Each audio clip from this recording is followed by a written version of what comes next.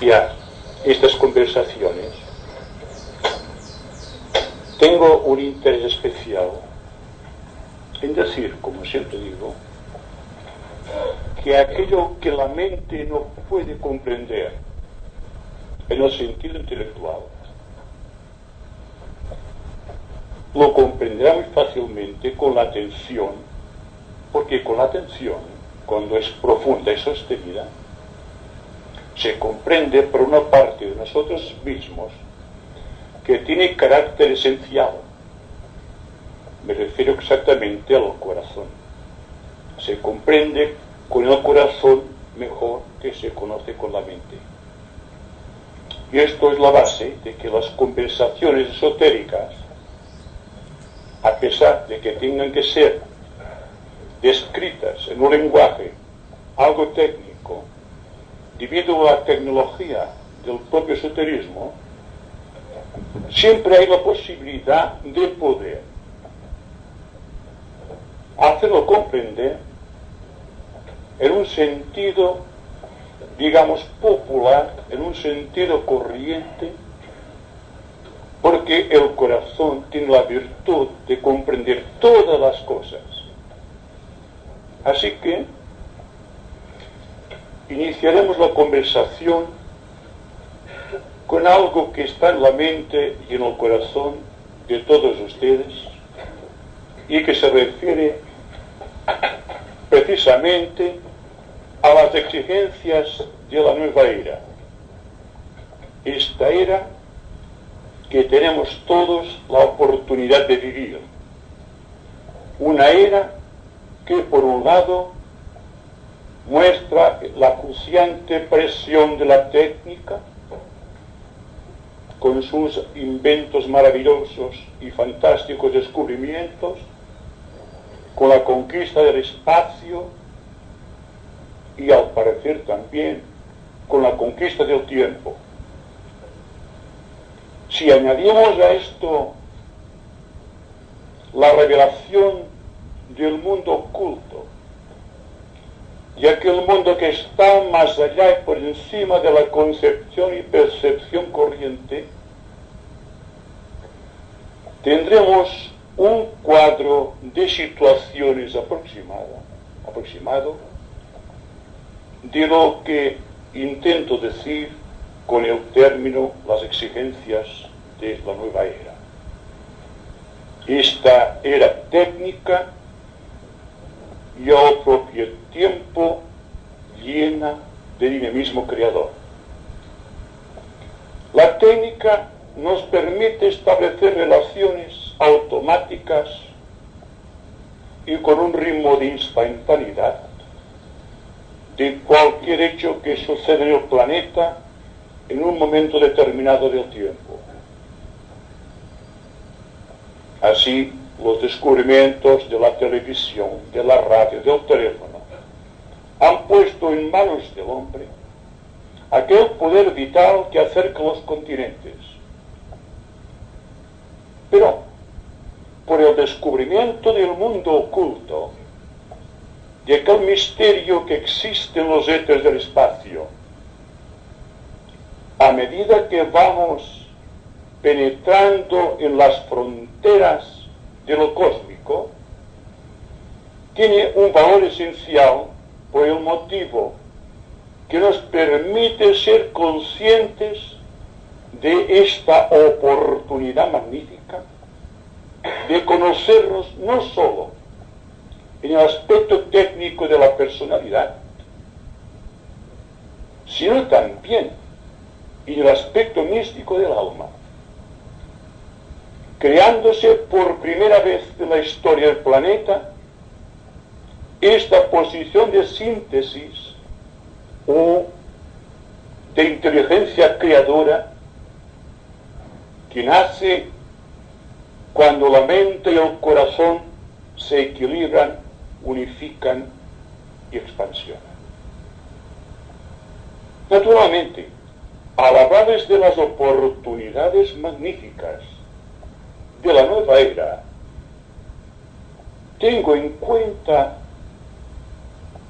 y creo que ustedes también lo verán claro, que la humanidad como un todo está penetrando en zonas de conciencia profundas y misteriosas como jamás había podido ser realizado en la historia planetaria.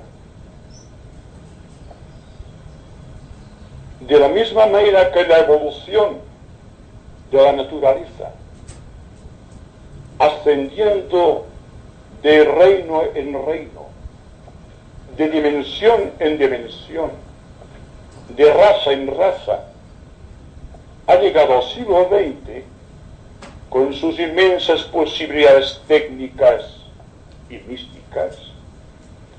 Así se presenta la opción al cuarto reino de la naturaleza, el reino de los hombres, la raza de los hombres, el reino humano, de penetrar en ese aspecto de la naturaleza que llamamos el quinto reino, el reino de las almas liberadas, el reino de una perfección a la cual podemos acceder por medio y a través del esfuerzo que seamos capaces de desarrollar en ese momento del tiempo y oportunidad que tenemos la oportunidad de vivir. Hace, según los cálculos esotéricos del tiempo, unos 18 millones de años, que por un proceso alquímico de la naturaleza, el animal que evolucionaba en el tercer reino pudo acceder a la gloria de la mente. El tercer reino, por el tamiz de aquella individualización o expansión de conciencia que convirtió el ser humano en una mente iluminada proveniente del tercer reino, el reino animal, abrió ya en aquellos tiempos la perspectiva intuitiva de este momento, en el cual todos los seres humanos inteligentes y de buena voluntad pueden, rasgando místicamente los velos del tiempo, penetrar ya en las fronteras del quinto reino de la naturaleza, convirtiendo la personalidad integrada hasta cierto punto en un alma consciente en el quinto plano de la naturaleza. Y esto naturalmente requiere una preparación técnica, pero al propio tiempo debe ser el producto de una evolución, de un propósito interior que no todo el mundo es capaz de desarrollar. Yo creo sinceramente que todas las personas que se dan cuenta de la importancia de este momento presente, en el cual por primera vez el avance técnico de la vida o los descubrimientos científicos son avalados oportunamente por la visión interior, es el indicio de que la humanidad como un todo, o al menos la mayoría de seres humanos inteligentes y con cierta buena voluntad en el corazón, pueden penetrar, como digo, en este otro esplendente reino del cual nos han hablado todas las filosofías y todas las grandes religiones de todos los tiempos. Entonces, cuando místicamente se nos habla del reino de los cielos, o de Cristo en ti, esperanza de gloria, o nos hablan del estado de Samadhi, Unos hablan de la inteligencia creadora, o de la mente iluminada, o del corazón casto y honesto. Se están refiriendo precisamente a todas aquellas individualidades que antaño fueron humanas y que ahora son expresión de este quinto reino de la naturaleza al cual me estoy refiriendo. Ha sido tal la respuesta de la humanidad en sus variados niveles a la impresión de ese momento cósmico, astrológico.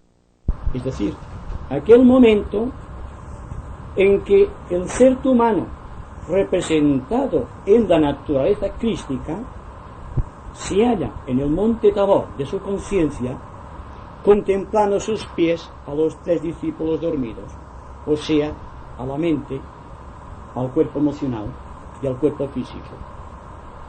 Entonces, todas aquellas personas que han dado un paso preliminar, que han sabido desapegarse, por así decirlo, de todo el contenido ambiental, de todo cuanto es y produce la naturaleza y aún la propia humanidad, y que ha perdido, hablando técnicamente, peso, ha liberado una porción de luz, si ustedes me permiten, en su aura, se ha formado una fosforescencia especial, o un dinamismo creador, o un magnetismo puro, que puede ser contemplado desde estas alturas celestiales a las cuales me estoy refiriendo. Esto ha motivado que existe un intercoloquio, que existe una comunicación entre el cuarto reino y el quinto reino de la naturaleza por medio de la mente iluminada. Y todas aquellas personas que sienten en su corazón la sed de aquella agua de vida, a la cual constantemente se refirió el maestro de los maestros, y que al propio tiempo es capaz de crear a su alrededor un hálito de atracción por su conducta, automáticamente y sin que se dé cuenta, se haya vinculado a esta fuerza tremenda de esta jerarquía espiritual del quinto reino, convirtiéndose, se dé o no cuenta de ello, en una avanzada de los misterios que se están gestando en las zonas libres del tiempo, allí donde el proceso de la vida es tan veloz que nuestra mente es incapaz de poder apreciar. Entonces existe una preparación técnica, pero en el sentido espiritual, para todas aquellas personas que inicialmente han dado un paso. Y este paso que ha dado este hombre, vinculándose a la jerarquía planetaria, ha quedado automáticamente ligado para siempre a esta hermandad de almas iluminadas, cuya conciencia está más allá y por encima del tiempo, y que por lo tanto se convierte en un maestro en el tiempo y en el espacio, y puede de esta manera ayudar a aquellos que vivimos forzosamente todavía en tiempo y espacio.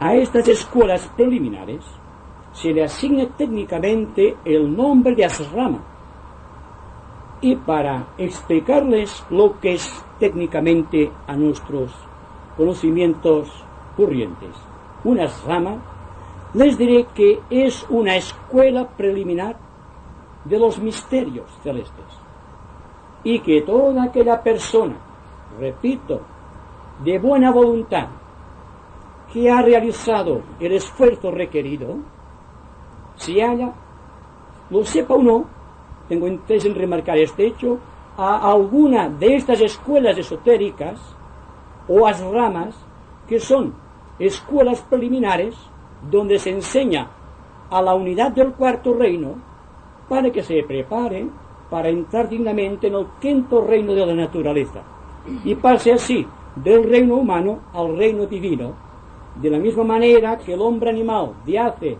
18 millones de años penetró un día por el misterio iniciático de la individualización en el cuarto reino de la naturaleza, convirtiéndose en un ser humano.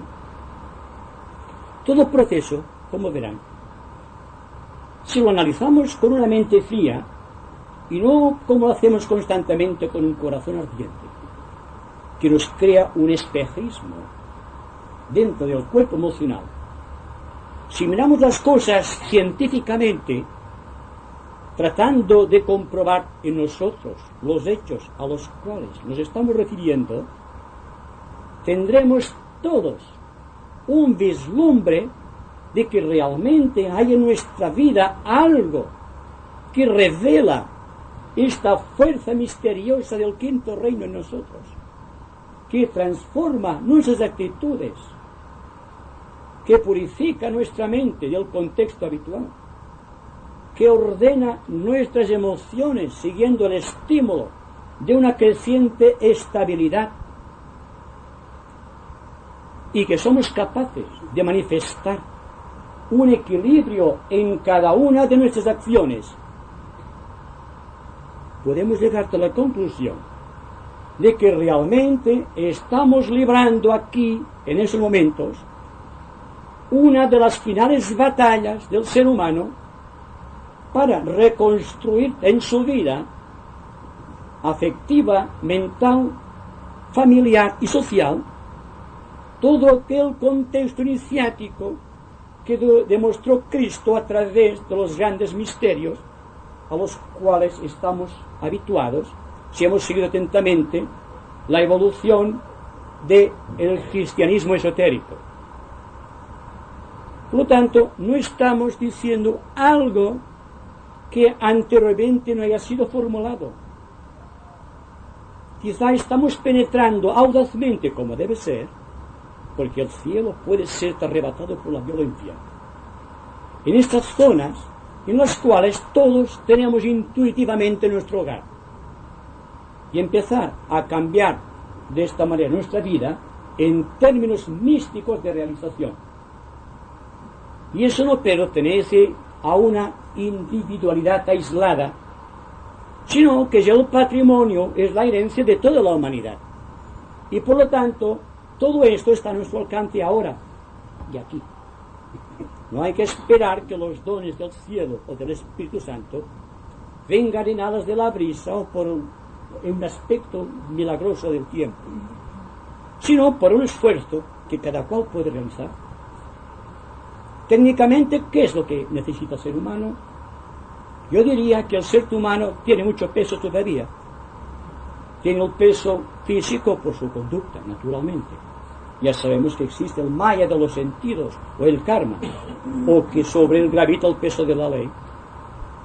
No la ley de los hombres, sino la ley cósmica de la naturaleza.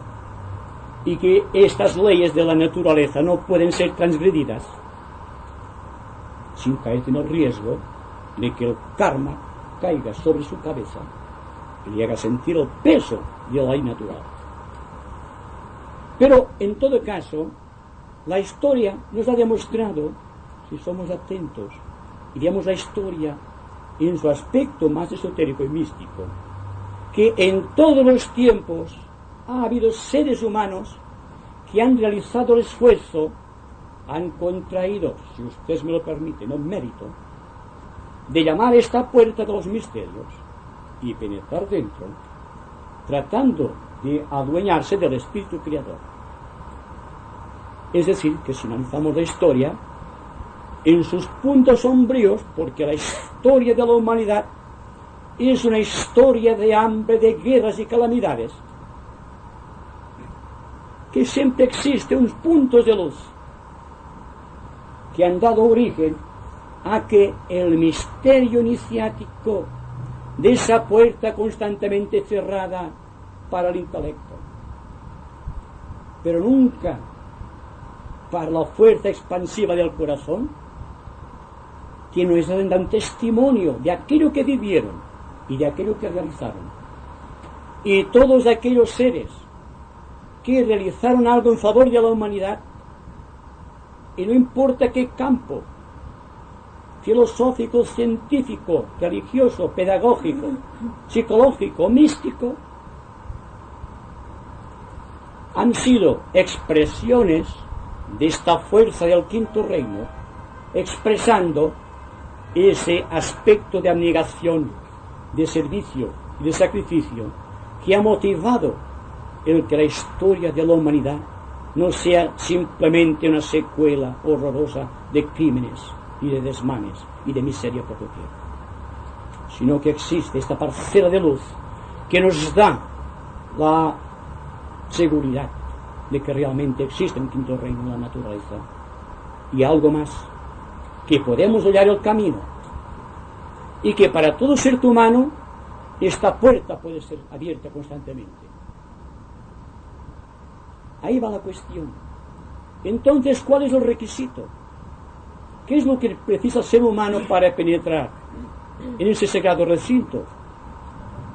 Siempre he tenido intención y me he esforzado en decir que más que estudios filosóficos profundos, que más que una técnica depurada de entendimiento intelectual, lo que precisa el ser humano es simplemente relación correcta.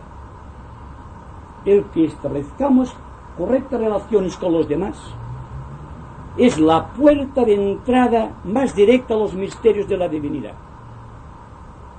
Por esto que les he dicho antes, por aquel misterio de que es más fácil que penetre un camello por el ojo de una aguja que un rico en el reino de los cielos. Pero esta riqueza es la riqueza de bienes materiales, es la posesión material, es el dinero en el banco. Esto es muy limitado. La riqueza puede ser la riqueza intelectual o puede ser la riqueza del deseo, teniendo en cuenta que no es muy rico el que tiene mucho, sino el que se conforma con poco. De ahí que esta elasticidad, esta flexibilidad, esta pureza de principios que está al alcance de todos, es el pasaporte de entrada a esta frontera que separa el cuarto reino del quinto, que separa la humanidad de las almas iluminadas. Pero hay que ser consecuentes y utilizar la mente solamente como un sistema de analogía por todo cuanto es y cuanto representa la historia planetaria. Desde un buen principio, a partir de las primeras razas, del hombre prehistórico hasta nuestros días, hemos visto un avance constantemente del hombre en un aspecto. Siempre ha ido en pos de una realidad trascendente. Habida cuenta que cada reino de la naturaleza tiene que descubrir, realizar y materializar un arquetipo. El arquetipo del reino mineral, su puerta de entrada a los misterios, si puede decirse así, es el estado transmutatorio de los materiales que constituyen el mineral. Y cuando los esposos Curie llegaron a descubrir el radio, se había demostrado por primera vez en la historia del planeta que el átomo era sustancia de luz y que se podía liberar esa sustancia. Y cuando se descubrió en el reino vegetal que había plantas que tenían una sensibilidad parecida a la del reino animal, entonces se dio cuenta la humanidad también que por aquella puerta pequeñita de la sensibilidad vegetal se podía penetrar fácilmente al reino animal, y que los filamentos nerviosos que constituyen el sistema nervioso de los animales no es más que la estructuración más perfecta de lo que es la estructuración incipiente dentro de la planta sensitiva, que ha ido evolucionando a través del tiempo. Y cuando el animal ha organizado todo lo cuanto expresa como entidad de un reino, cuando ha creado un sistema nervioso completo, sanguíneo también, y digestivo, y cuando ya todo está realizado, entonces viene la individualización y añadimos a todo contexto de lo que había realizado primeramente el reino animal, anteriormente el vegetal, iniciándose en el mineral, un ser humano que posee un cuerpo que participa de todos los demás reinos de la naturaleza, convirtiéndose por esta magia de la evolución en el punto de paso de los reinos subhumanos hacia el reino superhumano. Entonces la puerta de misterios no es tampoco una exclusiva del ser humano, ni tampoco una exclusiva de los seres divinos del quinto reino, que tendrán ante sí otra meta más luminosa y más profunda, porque la evolución no termina jamás. ¿Por qué? Porque siempre hay algo más. Este algo más es el misterio místico de la evolución, aquello que decía Darwin con muy buena visión: cuando llego aquí solo percibo algo que no puede ser descrito. La especie no termina jamás. Termina la historia y continúa la especie. Y termina la historia porque no somos capaces de reproducir aquí los hechos históricos que suceden en niveles allende nuestra razón. Todo proceso de la vida, el que va de un reino a otro, o, si ustedes me lo permiten también, de dimensión en dimensión, y de iniciación en iniciación, pues siempre es lo mismo, no es más que la trayectoria del espíritu a través de cárceles cada vez más sublimes de materia, llegando finalmente a descubrir que materia y espíritu son la misma cosa, bajo distinta vibración, bajo diferente densidad. Todo cuanto produce el espíritu humano tendrá que manifestarse constantemente a través de la materia. De no ser así, no existiría el universo. Penetren ustedes en este misterio. Dense cuenta que la divinidad, pese a su magnificencia, no puede existir sin nosotros.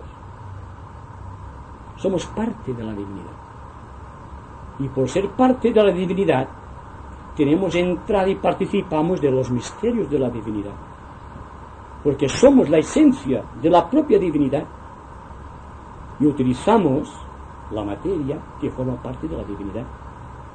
Ahora bien, ¿cuál es el cometido entonces del ser humano? ¿Qué es lo que debe realizar? ¿Cómo debe reaccionar ante la vida para penetrar en el santuario donde existe un maestro de los maestros, o en el sanctum sanctorum del corazón? ¿O cómo puede realizar esa tremenda alquimia de purificar cada uno de los átomos del cuerpo, convirtiéndolos en el oro del espíritu? Este proceso, aparentemente sin sentido para algunas mentes intelectuales, es lo que estamos realizando cada vez que, utilizando la mente y el corazón equilibrados, tratamos de conducir la nave de nuestra vida por el mar de la liberación. Y nunca podemos dejar de actuar de acuerdo con el principio de la ética o de la moral, porque la moral y la ética son consecuencia de que una parte iluminada de nuestro ser continúa vibrando más allá y por encima del entendimiento natural o normal. Así que ustedes deben fijarse siempre en algo muy importante, y es que la vida es un árbol tremendo, un árbol que da frutos de santidad, del cual el adepto, el maestro de compasión y de sabiduría, o de un ciudadano del quinto reino de la naturaleza, es la expresión magnificente hasta donde nuestra mente puede llegar a alcanzarlo. Pero es que el árbol gigantesco de la humanidad que produce los frutos de sabiduría tendría su razón de ser si no existiesen las raíces hundidas en el lodo. Entonces el árbol de la vida, en secciones, nos demuestra el estado de la humanidad en un momento dado, desde el nivel de percepción que guía la mirada de un adepto de la buena ley o de un alma liberada. Y es mirando este árbol gigantesco y viendo los puntitos de luz, de amor y de poder que surgen en cada uno de los niveles, que sabe este maestro dónde hay un discípulo en ciernes o en preparación. Y son esos puntitos de luz de estos discípulos en cada uno de los reinos dentro del propio reino humano, que pueden ser entresacados, educados y preparados todos aquellos seres humanos que están suspirando ardientemente por la liberación, y que por lo tanto son seres que sufren mucho porque están sujetos, como todos los seres humanos, a la fricción del karma colectivo. No podemos liberar al discípulo del karma colectivo.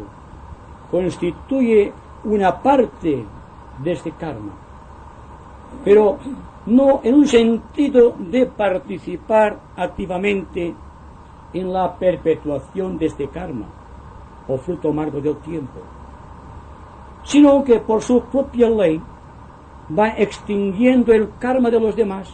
Y ahí está el punto donde es considerado este ser que en los confines de cualquier nivel psicológico del ser humano o de la humanidad puede ser entresacado la persona preparada, la persona que en un momento determinado será un portavoz de la jerarquía planetaria o de esto que místicamente llamamos el Cristo y su Iglesia. No me refiero a la Iglesia como cuerpo organizado, sino el cuerpo de la Iglesia de Cristo en el quinto reino de la naturaleza o el reino de los cielos. Y esto naturalmente lo tenemos todos aquí dentro del corazón. No se trata de algo externo que tengamos nosotros que buscar. En todo caso, la búsqueda es hacia adentro y no hacia afuera. Hacia afuera revelamos los frutos de la acción, pero hacia adentro estamos descubriendo los misterios del reino, que como místicamente se dice tiene 7 llaves, siendo cada una de las llaves el plano, dimensión o nivel que cada cual ha logrado superar o nivelar dentro de su propio estatus quo, de su propia organización psicológica. Así que todo proceso es, desde este punto de vista, científico por excelencia, y todos los seres humanos que se dan cuenta de esta particularidad, y volviendo al principio, se dan cuenta de la oportunidad que nos ofrece la constelación de Acuario, iluminando una franja de los cielos que recorreremos durante 2350 años. Hay una esperanza de gloria en este devenir incesante. Cuando vemos que Piscis se va alejando progresivamente, aunque produciendo todavía cataclismos de todo orden, pero existe la esperanza de ver que el presente va siendo constantemente iluminado y que la persona en este momento no responde, ni mucho menos, a las exigencias que respondían nuestros antepasados del siglo XX cuando se inició, sino que hemos progresado hasta un punto en que todo cuanto pertenezca al siglo XXI nos parece familiar y hasta lo estamos revelando en el presente. Y para mí, esto constituye la garantía solemne de que muchos de nosotros hemos penetrado ya en conciencia en el quinto reino de la naturaleza. Y que desde allí estamos trabajando sin darnos cuenta, quizás. Pero no por no saberlo, no trataremos el asunto con menos actividad. Para ayudar a reconstruir dentro del aparente caos aquella unidad de vida que es la que debe hacer que cada unidad separada de conciencia pueda unificarse con las otras, cesando finalmente aquello que Madame Blavatsky definió como la gran herejía de la separatividad humana. Y esto solamente puede ser realizado siguiendo el triple sendero de amor al bien, de buena voluntad y correcta relación. Que es una cosa, esto que parece una cosa muy difícil de apreciar, lo estamos realizando, porque todos tenemos una diferenciación mental que hace que podamos ver cómo nos comportamos en sociedad y cómo reaccionamos socialmente para tratar de establecer dentro de la sociedad que nos rodea aquel aspecto fundamental de la psicología divina que llamamos amor al bien. La buena voluntad es natural, no exige esfuerzo.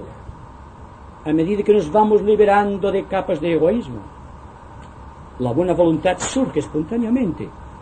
No hay esfuerzo en este cometido, es un devenir dentro de la conciencia, una aventura que finalmente desembocará en la relación correcta con los seres que nos rodean, iniciando así aquella era de equilibrio individual que se proyecta a lo familiar, al campo profesional o social, y que finalmente la persona será aparentemente como las demás, pero en realidad es lo que se llama un alma bendita del Señor, que está tratando constantemente con su irradiación de mantener el statu quo divino en la naturaleza, que trata de que todo peregrino pueda participar de la gloria de aquello que él participa, y que pueda finalmente, solamente con la influencia de su obra magnética, de crear las requeridas condiciones para que dentro de la humanidad surjan los fermentos redentores y finalmente que todos los seres humanos puedan ver claro que tienen ante sí una meta divina y que ahora en este momento ya pueden empezar a proyectarla con toda devoción, con toda energía y con todo entendimiento. Prefiero ahora que sean ustedes los que con sus preguntas permitan ahondar el tema. Como se dan cuenta, se trata del tema de los grupos organizados de la jerarquía planetaria o de la jerarquía de almas iluminadas, cuya misión es que todos los seres humanos participen de la gloria que en él se está revelando.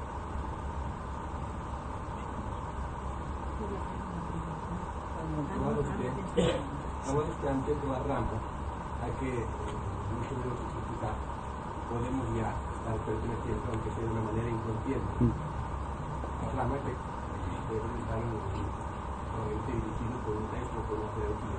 ¿Quisieras que profundizar más este tema? Sí, mucho gusto.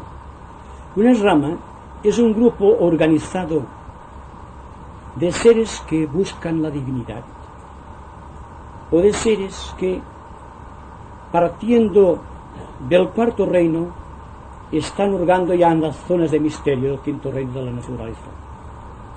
Entonces, una rama es un centro de la jerarquía, mediante el cual uno de estos exaltados seres, místicamente llamados maestros de compasión y de sabiduría, están aleccionando a un grupo de personas preparadas para la iniciación para dar el paso supremo que va del cuarto reino al quinto reino.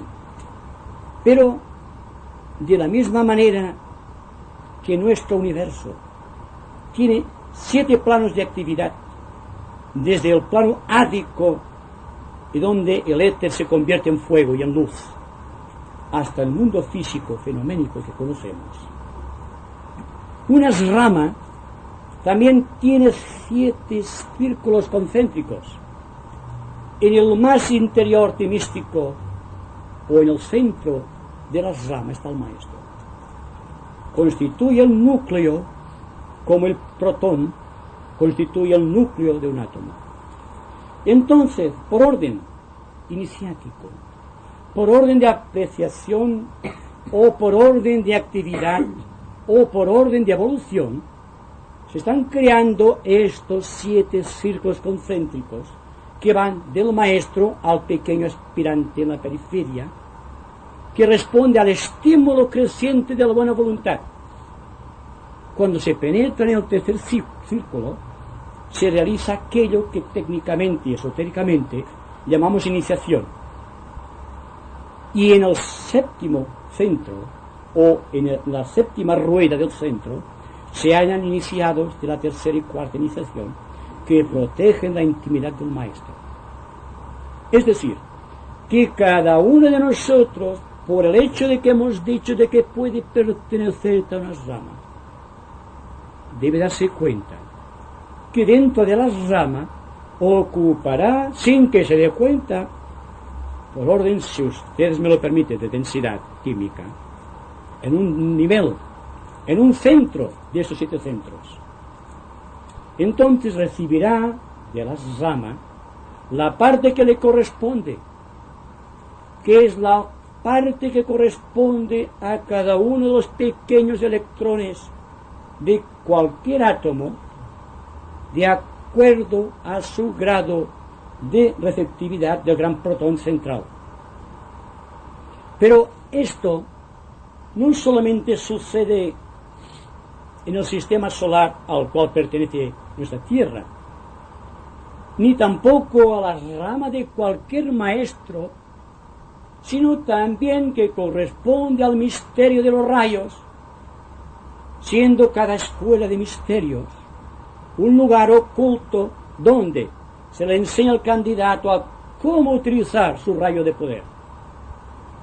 Esto significa que cuando hablamos de la jerarquía y que cuando hablamos de las ramas, tenemos en cuenta también ese aspecto séptuple de la naturaleza. Y podemos decir que existen 7 ramas principales, más cada uno de estos ramas principales o de rayo contiene otros 7 ramas principales llevados por un maestro de compasión y de sabiduría, pero que extendiendo la órbita de la expresión de este quinto reino al cual nos estamos refiriendo, tendrán ustedes que cada uno de los pequeños discípulos de una rama tiene, sin darse cuenta, su pequeña rama particular, en donde se está fraguando ya por primera vez en la historia kármica de la naturaleza aquel punto de luz que convertirá dentro de un ciclo posterior de vida. Y no hablamos de tiempo, porque puede pertenecer a millones de años, en el cual será el maestro de una rama, y que todas aquellas personas que con él están vinculadas se convertirán en sí mismos en sus discípulos principales. Y así la rueda de la vida se va expandiendo y propagando de eternidad en eternidad hasta la consumación de los siglos.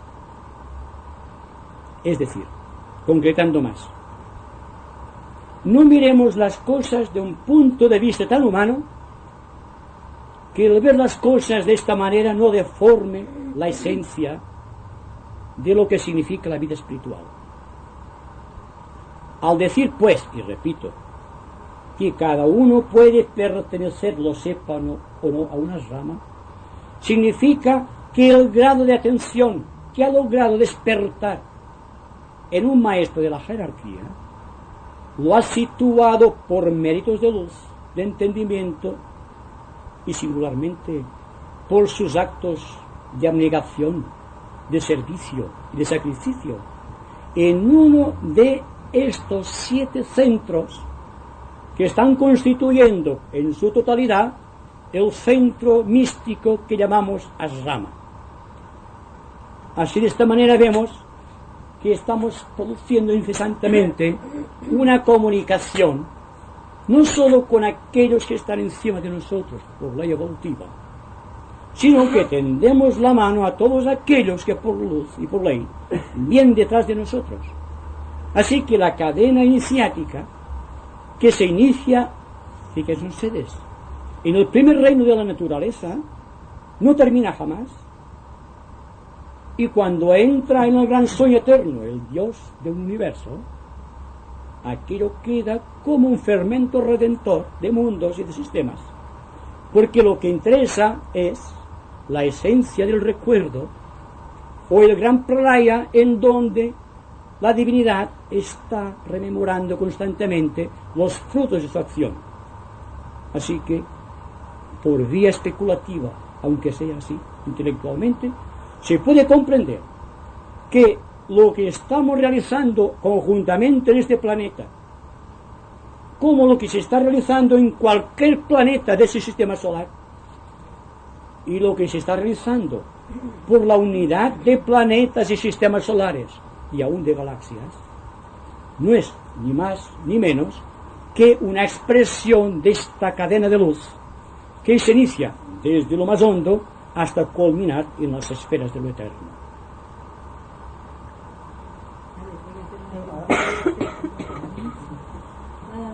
Entonces, según lo que ha dicho anteriormente, el discípulo iniciado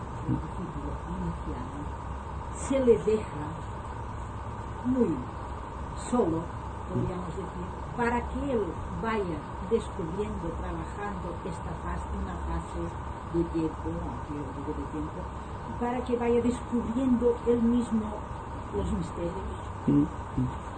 Y entonces la intuición, las intuiciones, aquellas ráfagas, sitúan al estudiante en un nivel de que él comprende más o menos dónde puede estar.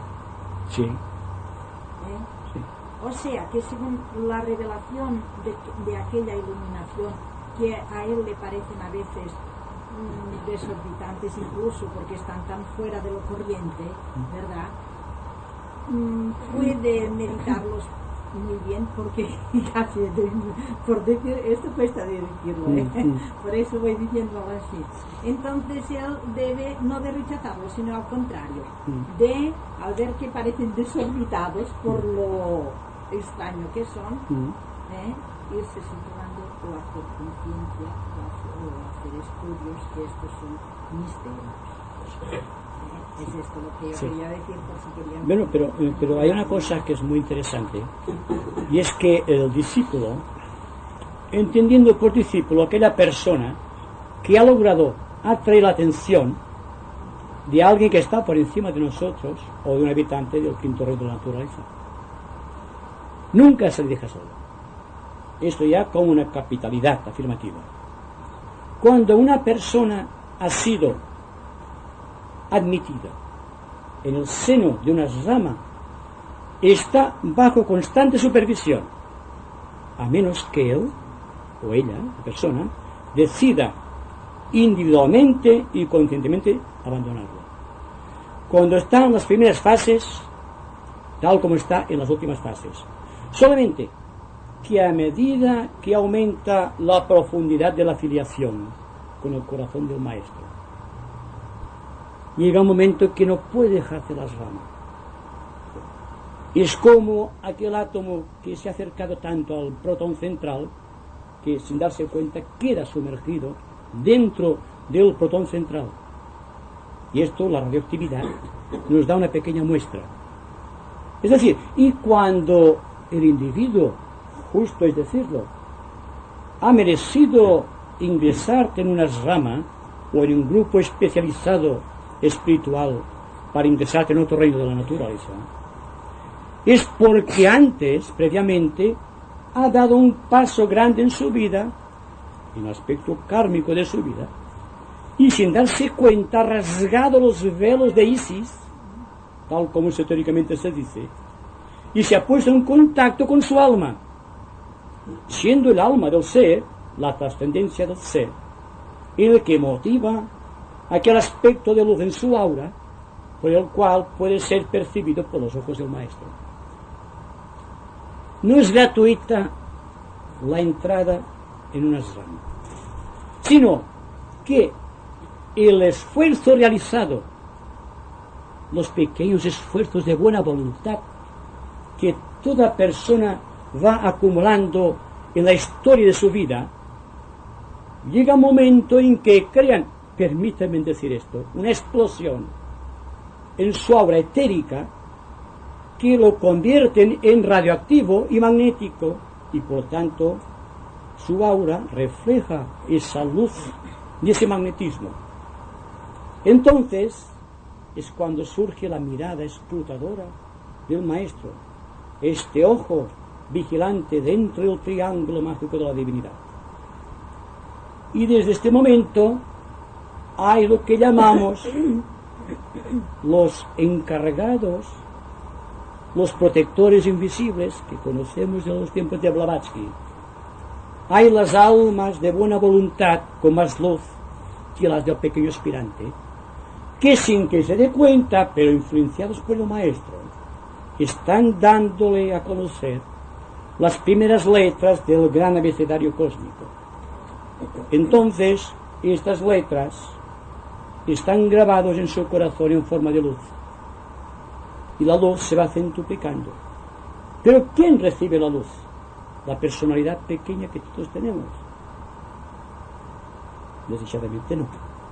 Es el alma que recibe esta luz y la proyecta después a la zona de influencia de la personalidad, creándose entonces un vórtice de energía que va desde el pequeño aspirante, la pequeña persona de buena voluntad, a la cual no damos importancia, hasta el propio corazón de un adepto de compasión y de sabiduría, de un ser que se ha liberado de las redes quiméricas del tiempo.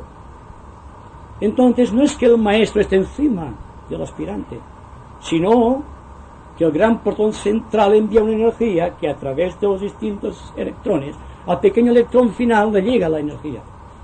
Pero entonces es interesante el hecho, existe lo que se llama la responsabilidad de la energía, y si la responsabilidad ha sido perfectamente aceptada, entonces la afluencia de luz es mayor y se suceden lo que llamamos los estados pre-iniciáticos, para llegar finalmente a la iniciación y hasta penetrarte un día en el sagrado retiro del maestro, que es místicamente hablando el Santo Sanctorum del propio corazón. Y habiendo descubierto en nosotros este Cristo en ti esperanza de gloria, el maestro está constantemente ante nosotros. Luego el proceso alquímico, a pesar de la ayuda externa, a pesar de lo que usted dice, de iluminación, de grandiosidad, de observaciones cósmicas en un momento dado, no es más que algo que ha merecido obtener, porque sin darse cuenta, los triples vehículos de cada ser humano se han abierto al verbo inmaculado. Del misterio del cáliz y del verbo es expresión de esto. Es decir, que el alma siempre es sinónimo de la hostia suspendida encima del cáliz. Y el cáliz es el cuerpo físico, el cuerpo emocional y el cuerpo mental. Por lo tanto, todo el proceso es lo que todos sabemos por la mística religiosa. Solamente que cuando lo estamos verificando nosotros no nos damos cuenta, porque estamos todavía intelectualizando la vida. Y esto es quizá lo que nos reste algo del dinamismo creador, que debe producirte en nosotros una afluencia tal de luz, de amor y de poder, que casi sin hablar convenceremos a las gentes.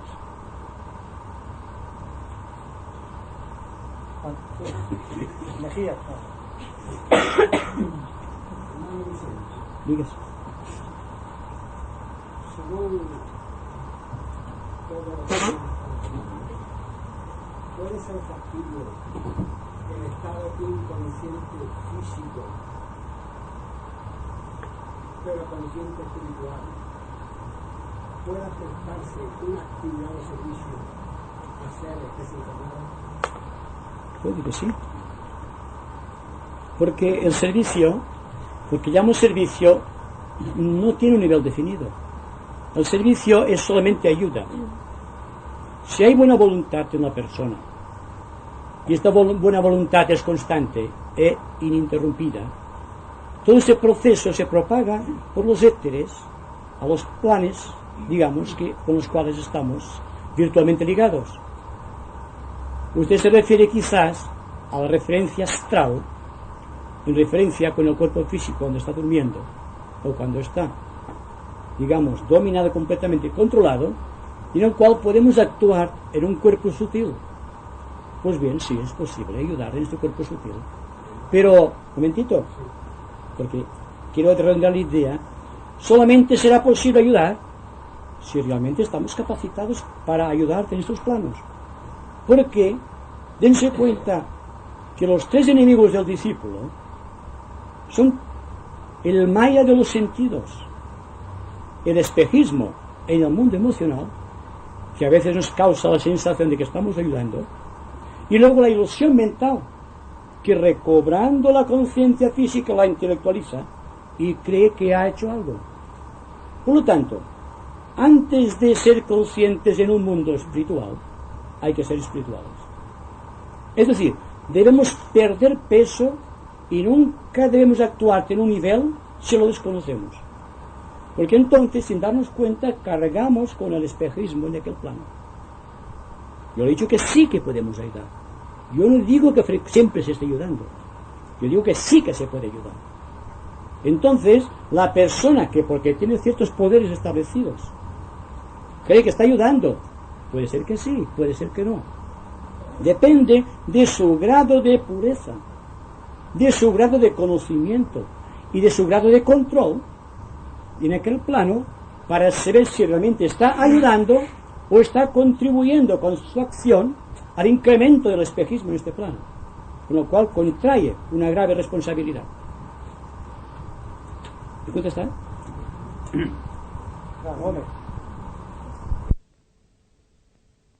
Los del sistema solar y aquellos otros que, traspasadas las fronteras de nuestro universo, se encuentran por doquier en el cosmos absoluto. Desde este punto de vista, existe una relación magnética entre los mundos más lejanos y nuestro pequeño planeta. Pero hay otra cosa fundamental.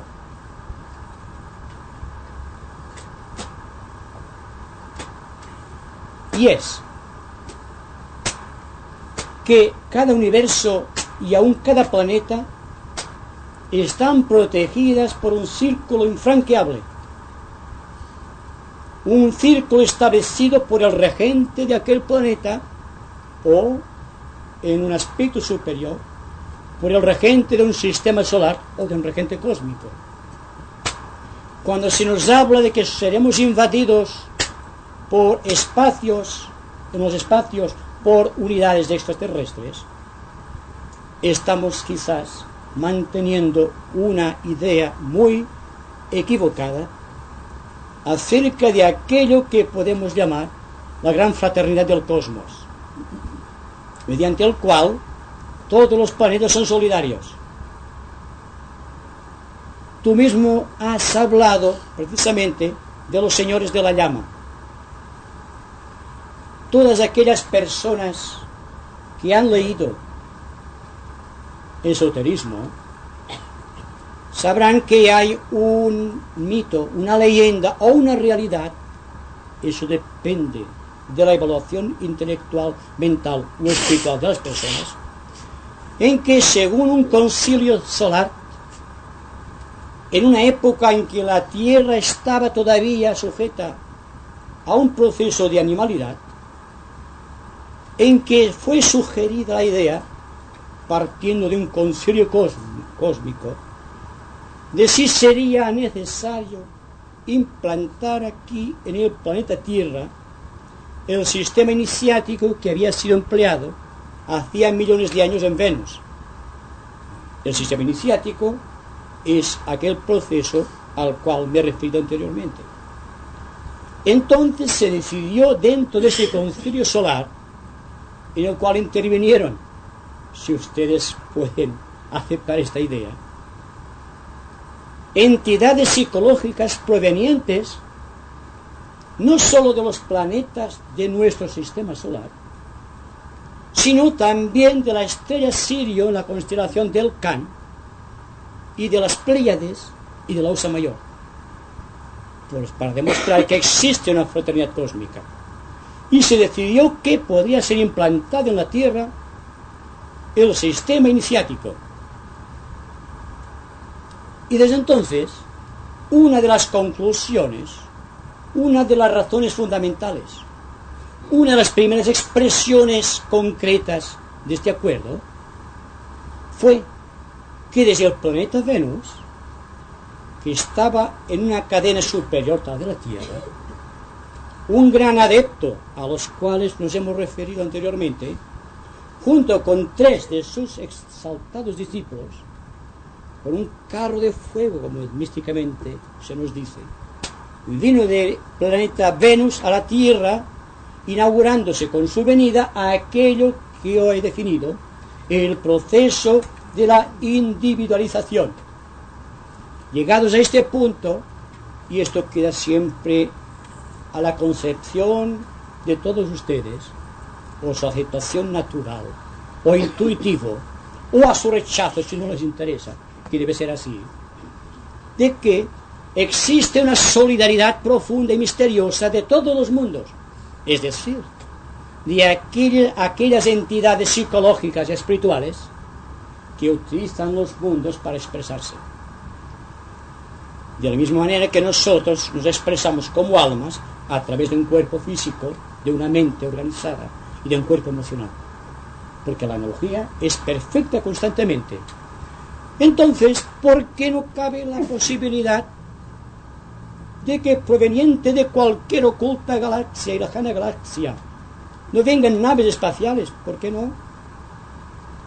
Pero será en plan de turismo, expresando esta realidad así, en forma jocosa. Porque existen las fronteras de nuestro universo, bendecidas por el Ara y todo el Señor del mundo, y aquel que utiliza el planeta Tierra para expresar su voluntad, y del cual toda la humanidad en su conjunto constituye solamente un centro de su atención. Pero, místicamente hablando, todo el dinamismo del cosmos está implícito en esta idea de fraternidad de los mundos. Si utilizamos la analogía más inmediata, ¿acaso no nos relacionamos entre nosotros?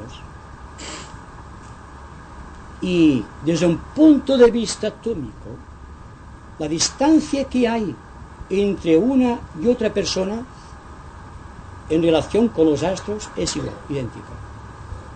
Debido a que un átomo en relación con otro átomo deja un espacio entre sí de cientos de kilómetros, desde un punto de vista no teórico, sino fundamentado por la expresión científica. Entonces, si nosotros nos podemos relacionar, y a veces nuestras relaciones no son lo simpáticas que deberían ser, por eso hay que activar las correctas relaciones, ¿por qué no imaginar, desde un punto de vista hipotético también, pero al cual hay que dar luz del entendimiento, de que una entidad psicológica de Sirio, por ejemplo, o de Beltejeuce, o de Aldebarán, o de la Ursa Mayor, de las Pléyades, o de cualquier galaxia del universo, no puede manifestarse como nosotros lo hacemos dentro de un correcto orden social? ¿Por qué no? Hermes Trismegisto había dicho que toda la vida es analogía, y su enunciado igual es arriba que abajo, igual es abajo que arriba, que equipara que todo cuanto sucede en el hombre o en el ser humano como entidad microcósmica o como microcosmos es una revelación de todo cuanto sucede en el macrocosmos. Esto queda a la atención intelectual, mental o espiritual de todos ustedes. Yo lanzo solamente una idea, contesto una pregunta. El análisis corresponde a ustedes. Sí. Sí, sí.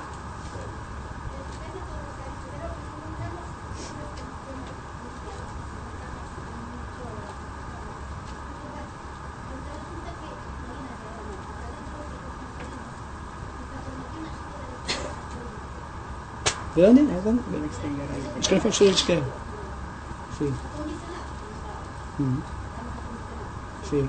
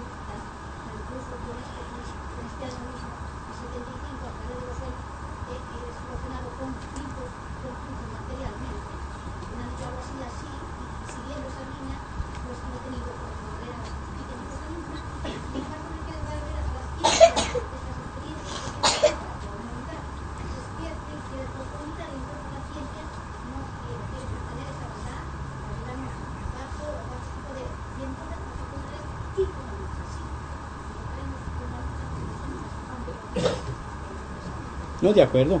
La lucha es inevitable. Precisamente lo que dignifica a la persona es el vencerte en esta lucha que tenemos que realizar. El hábito, como decía el otro día, es la expresión de todo cuanto está vinculado con el yo. El yo de la persona, este yo que se manifiesta como mente, como emoción y como conducta. Todo cuanto estemos realizando en el presente, en virtud de autoidentificación con cualquier tipo de hábito establecido, es falso, es negativo.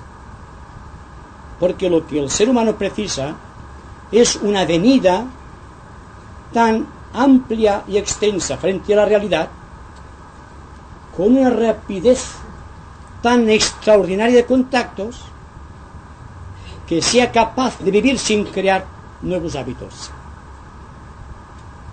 Porque todo está en lo mismo.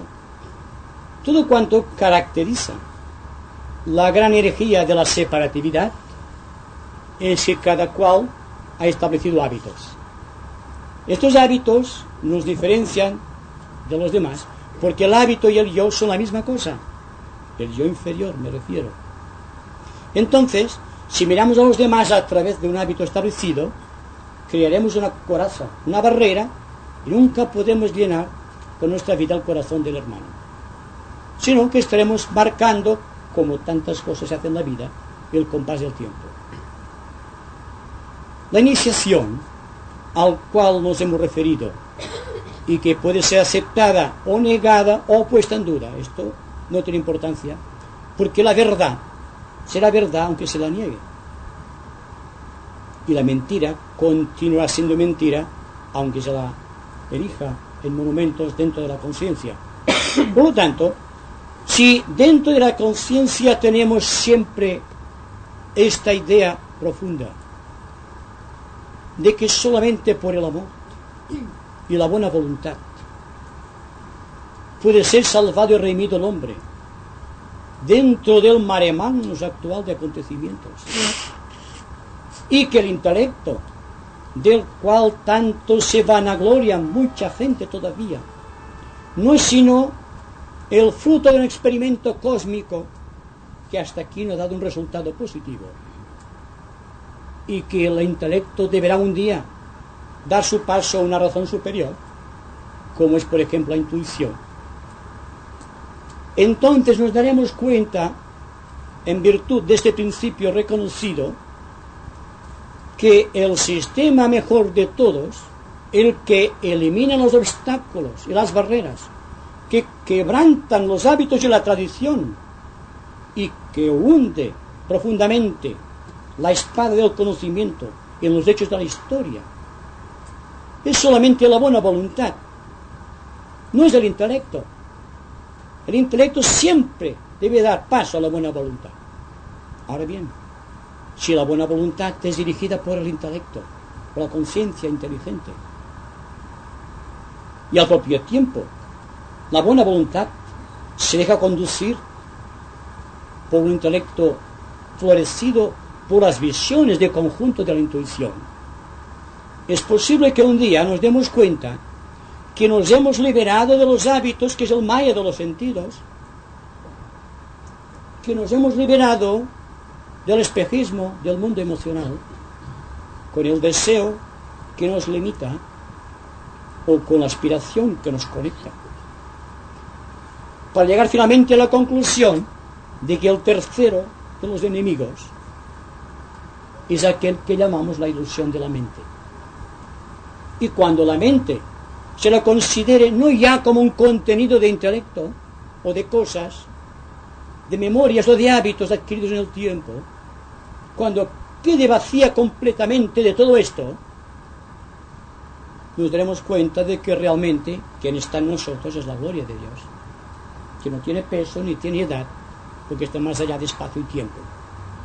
Pues esto es lo que hemos venido diciendo desde el momento mismo en que hemos iniciado nuestra conversación de hoy, en el cual se ha dicho que todo cuanto estamos realizando en este momento es simplemente tratar de hurgarte en los velos de misterio que encubren nuestra pequeña personalidad, buscando el origen de todas las cosas del tiempo para poder liberarnos de las cosas del tiempo, llegando así a unas zonas de profundidad vital en el cual somos conscientes de que pertenecemos a un grupo de luz, y que profundizando así llegaremos un día a ser admitidos dentro del Sanctum Sanctorum del corazón, en donde se halla el Maestro. Todo esto parece místico. Yo les diría a ustedes que es una realidad pura y simple que pasa aquí y ahora, y que por lo tanto no es un misterio, sino que llegará un día a constituir una parte, digamos, una gran parte de nuestra vida cotidiana. Y así empezará para la humanidad el siglo de oro, el Krita Yuga, para el cual se ha ido formando a través de las edades. Y si vamos ascendiendo por la línea de la analogía, también tendremos que reconocer, aunque sea de una manera empírica, espiritual o hipotética, de que las unidades avanzadas en sus distintos niveles de ese gran quinto reino de la naturaleza tiene también entre sí otro reino superior, y así de reino en reino y de dimensión en dimensión iremos creciendo hasta la eternidad. Y no podemos seguir aquí y aquí, porque la mente no tiene registros positivos de lo que sucede en regiones para los cuales el cerebro no está capacitado. Solamente aconsejo algo que para mí da la medida de lo que podemos realizar, y es de no temer nunca lanzar el pensamiento a la más insondable perspectiva, de pensar en grandes proporciones, de no limitarse a lo corriente y habitual, aunque lo habitual y lo corriente forme parte de nuestro equipo de experiencia, sino que la mente tiene que tener unos niveles de aproximación a estos reinos maravillosos por el solo hecho de la buena voluntad libre de la acción, que nos convierte en pensadores creativos y al mismo tiempo en unidades magnéticas que pueden favorecer el restablecimiento de una paz mundial, que buena falta nos hace.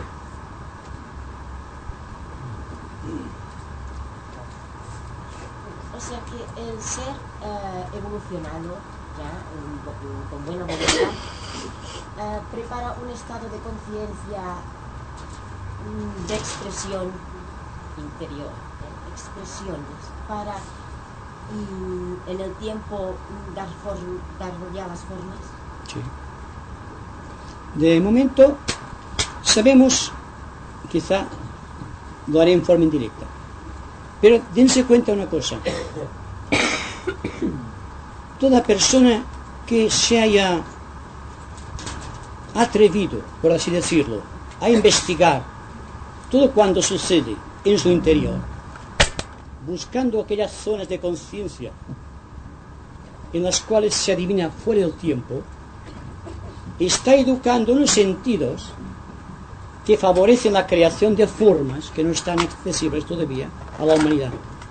Pero cada una de estas formas que está conquistando o que está restableciendo en su interior constituyen el núcleo vital que favorece la construcción de ciertos vehículos más sutiles en otros niveles superiores. Justo. Por eso San Pablo nos hablaba del cuerpo de luz o el cuerpo causal. ¿Y cómo se cría el cuerpo causal? Con las cualidades de las acciones que cometemos o realizamos en la vida. Una buena acción forma parte, como se dice místicamente en el Bhagavad Gita, de la túnica del Señor del mundo. Y parte de esta túnica constituye el cuerpo que cada cual debe crear en cada uno de los planos del sistema solar. Tenemos un cuerpo físico. Somos conscientes completamente del cuerpo físico hasta el extremo de que respiramos sin darnos cuenta. El corazón da sus latidos sin darnos cuenta. El de la digestión se realiza por sí mismo. Por lo tanto, está superado el cuerpo físico. Ha llegado a un punto de integración, solamente le falta purificarse para ser resplandeciente, como cáliz. ¿Y qué pasa con el cuerpo emocional? Somos autoconscientes del cuerpo físico y hasta cierto punto conscientes en el plano emocional. Pero en el plano emocional no somos conscientes completamente. De ahí que el sueño sea todavía un misterio para el psicólogo y para el psiquiatra y para personas sujetas a sueños. Y la mente más todavía. No puede detener la persona el flujo de sus pensamientos, ni puede crear pensamientos a voluntad, hasta una forma que pueda ser reconocido como un pensamiento o forma en el mundo mental. Entonces, tenemos un cuerpo físico plenamente estructurado. Tenemos un cuerpo astral que se está constituyendo y un incipiente cuerpo mental. Con ese equipo no podemos ir muy lejos. Falta combustible a este cohete. Entonces, claro, cuando les digo que proyecten la mente a altas perspectivas insondables, me refiero siempre al estímulo creador, que es el que a través de cada vehículo debe manifestar la energía de los planos más elevados del sistema solar. Así que nuestra misión es estructurar el cáliz. Primero, el cáliz del cuerpo físico, del cuerpo emocional y del cuerpo mental. Después, cuando estén plenamente purificados e integrados, la invocación, digamos, al alma, o al ángel solar, a la hostia mística, que constituye en su plano un cuerpo, el cuerpo causal. Es un cáliz de suntuosos ornamentos, brillante, majestuoso, maravilloso en su expresión, que solamente puede ser accesible a la evidencia de los seres iluminados. Y que luego hablemos de contactos búdicos, átmicos, ádicos o anupadáquicos de los sistemas solares, para darnos cuenta del trabajo que hay todavía que realizar. No obstante, ser conscientes de que pertenecemos a una rama de la jerarquía. Porque un maestro tiene que contar con los materiales que tiene a su alcance. Si no somos más, tienen que tomarnos tal como somos. y cada cual tal como es debe tratar de representar a su manera, a su condición, la voluntad de aquel. Entonces la forma, ¿de dónde proviene el sentido de la forma a la que usted se refería? Precisamente, que en la medida que vamos integrando este cáliz inmenso, este vehículo triple, que es nuestra personalidad, estamos, sin darnos cuenta, favoreciendo la creación del cuerpo causal, el cuerpo de luz, de Pablo de Tarso. Y estamos echando ya los rudimentos del plano búdico, o del cuerpo búdico.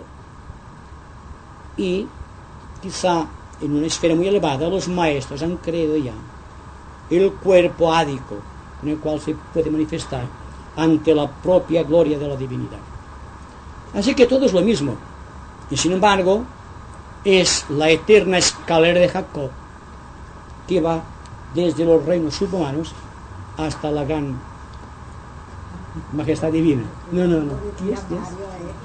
He hecho una señal, pero no para hablar, sino para anunciar, a decírselo a María que quería preguntar. Sí.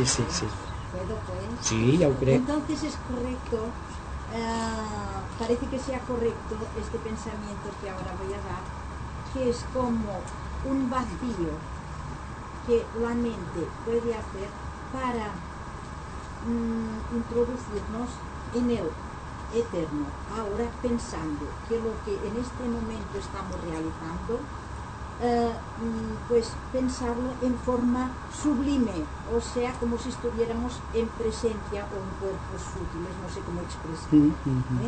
Es correcto hacer este pensamiento.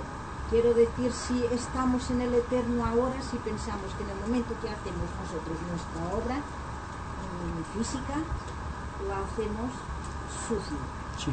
Yo diría... ¿Cómo lo diría yo esto? Yo diría, bueno, quizá no sé si interprete bien su idea, pero desde el momento que estamos pensando, ya estamos dejando de lado el eterno ahora. Es decir, que si estoy hablando, esto siempre lo digo, mis palabras pertenecen mientras están pronunciándose al eterno ahora. Pero cuando han pasado ya no son del eterno ahora. Usted podrá recordarlas, pero la gracia de este momento usted no tendrá jamás. De ahí la necesidad de una atención formidable a todo cuanto sucede, a todo cuanto pasa en nosotros y a nuestro alrededor. Pues en el momento en que estamos atentos, se está realizando la gran transmutación de convertir la mente, digamos, en un depósito o en un tabernáculo del Espíritu Santo. Aquello que dice Krishnamurti, que la mente solamente puede quedar creadoramente vacía cuando está atentamente observando. Ahora bien, yo me pregunto, ¿cuántas veces estamos atentamente observando?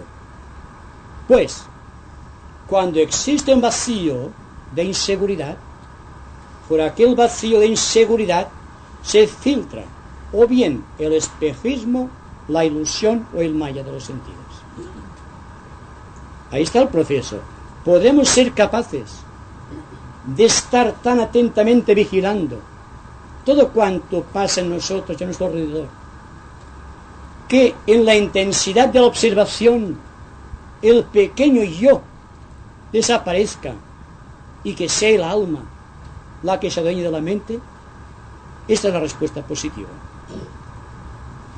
Yo estoy seguro, y siempre estoy refiriéndome a este estado de conciencia, de atención, que cuando estamos atentos, no a algo que nos produce una satisfacción, sino a todo en el que al mismo momento, que es místico, es profundo y es divino, la mente queda transfigurada, el pensamiento deja de ser, no existe un deseo en el corazón y existe un gran equilibrio físico. ¿Por qué? Porque en la atención hemos creado una gran integración, y esta integración ha establecido contacto de la pequeña alma que está tratando de demostrar la gloria de Dios con el alma que realmente representa a Dios en las alturas y paz en la tierra entre los hombres. Si se dan cuenta de lo sencillo que es y al propio tiempo lo difícil que resulta. Fíjense bien, aparentemente es una paradoja. Lo sencillo que es comprenderlo y lo difícil que es realizarlo.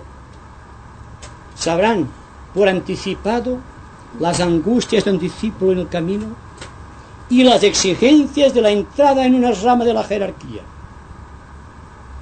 Pues ahí está la cuestión. Ahí está el ser y no ser. Y es ahí precisamente, en ese punto donde nos autorreconocemos con toda sinceridad y con toda honestidad, en el cual realmente podemos establecernos definitivamente o definitivamente separarnos de los umbrales de misterio que conducen al corazón del Maestro. A mí me parece que de esto se deduce la densidad del ser, ¿verdad?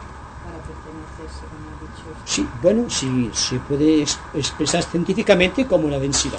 Sí. Naturalmente, al tener que valernos de palabras para expresar estados de conciencia y dimensiones, puede aparecer a veces con una cierta confusión. Pero realmente es una densidad parecida a aquella que resulta cuando situamos o ponemos dentro de una botella muchos líquidos diferentes. Podemos agitar todo aquello, pero cada cual por su propia evolución tendrá su justo y equitativo nivel. El aceite siempre irá por encima del agua, el agua por encima del alcohol, el alcohol por el petróleo. Y así, aunque agitemos la botella constantemente, al paralizarse el movimiento, veremos que todo se sitúa. Pues así es una rama.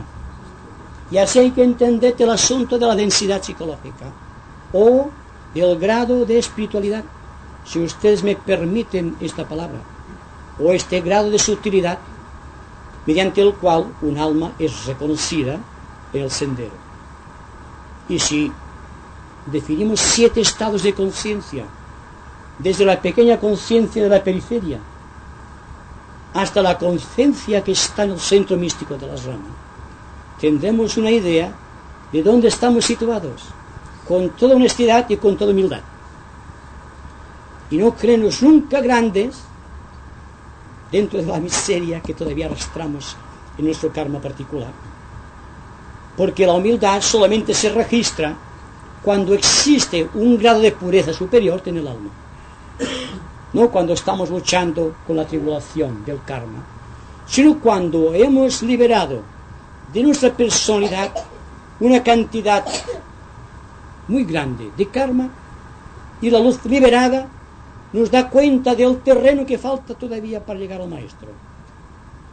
Ahí reside la humildad, lo cual al propio tiempo da un sentido augusto de responsabilidad a la vida, y al propio tiempo da a la vida aquel sabor al cual se refería Cristo. Sois la sal de la tierra.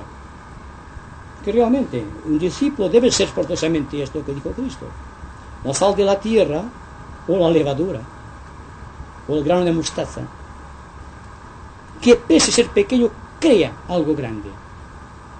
Un poco grano de sal puede dar gusto a un vaso de agua, a pesar de su insignificancia, y la levadura puede hacer crecer una gran masa de harina. Pues esto es el tesoro del reino y el misterio del reino, que la humildad es precisamente el camino de más fácil acceso al corazón místico de las ramas. Y todos estamos preparados para esto. Todos cuantos estamos aquí, estamos preparados. Y esa seguridad viene representada por el hecho de que están aquí y ahora. El estado o la densidad de cada cual, eso pertenece a cada cual. Pertenece al misterio augusto o joya del loto en su propio corazón. Ya no pertenece al juicio ajeno. Por lo tanto, yo creo que ahí queda casi resumida la idea de todo cuanto habíamos iniciado al principio, de que estamos enfrente hoy día de una gran evolución técnica, y al propio tiempo estamos abiertos constantemente, muy profundamente, a la revelación oculta. Muchas gracias. Parece que silencio, chicas. Un de silencio, por favor.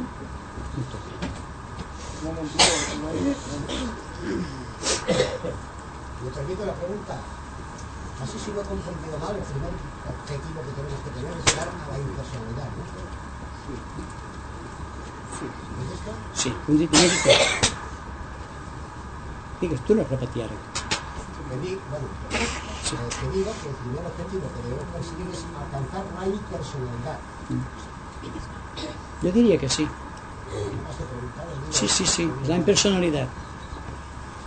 Pero en todo insisto en el hecho de que la impersonalidad solamente puede surgir cuando existe una mente omniabarcante, cuando no se limita por los conceptos intelectuales y cuando el corazón se haya místicamente proyectado hacia los niveles ocultos o allí donde el ser no tiene densidad alguna. Es un asunto de orientación, digamos de poder evolutivo superior, que surgiendo de las entrañas de una decisión de principio llega al culminar dentro de un estado de conciencia en el cual todo cuanto le es asignada importancia aquí deja de tenerla ya. Naturalmente la diferencia que hay entre la personalidad y la impersonalidad, entre el egoísmo y el altruismo. Y ahora yo les pediría que un poco de silencio, porque yo creo, y siempre, que todo cuanto se ha dicho nunca tendrá la importancia de un momento de recogimiento, de silencio, que podemos establecer. En ese momento, que no es necesario prolongar mucho, todo cuanto se ha dicho queda albergado en la cámara del corazón y constituye ya el motivo para el siguiente paso a dar.